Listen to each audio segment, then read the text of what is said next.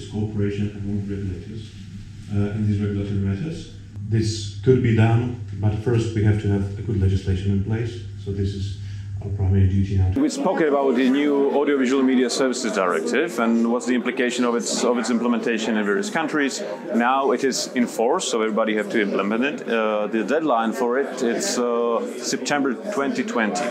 There is a new kind of regulation written into the AVMSD, and it is the part about the social media platforms, video sharing platforms, which may be part of the social media, like YouTube or video on Facebook.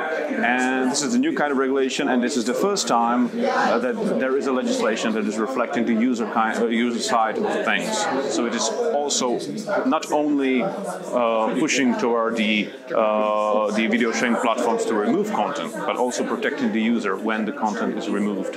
And they now will have a recourse procedures where they can complain about such a thing, and there will be a transparency from the video sharing platforms to explain why they put down a content. Excellent moment and timing for the discussion on these topics, what to do about the power of social media platforms, of video sharing platforms, of online intermediaries, if you like, what is the role of regulators and what is the role of regulation to represent public interest in that sense. And I think it's also very important and critical aspect that this project is highlighting on regional perspectives, perspectives of smaller countries, perspectives of those countries in Europe who are not the ones who basically run the show, how their interests can be reflected in that question. So I think this is a very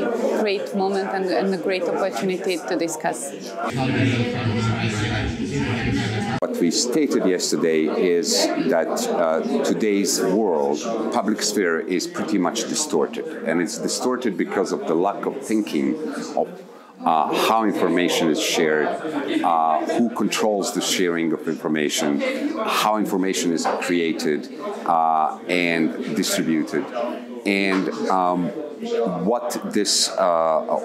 what happens is if this information is deviated, So there is no integrity, accountability, and transparency concept that is applicable right now to the digital world, which then, of course, creates numerous problems that we are just crying out in every meeting, every conference, or every forum that talks about those subjects.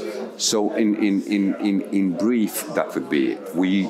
And as a society, especially the economic and cultural and political space of European Union or countries that are tied to it, are trying to regulate. But the way we're trying to regulate is very confusing for everyone, and on the long run it might be damaging because we are not resolving the principal problems, and we are designing solutions that have a bug.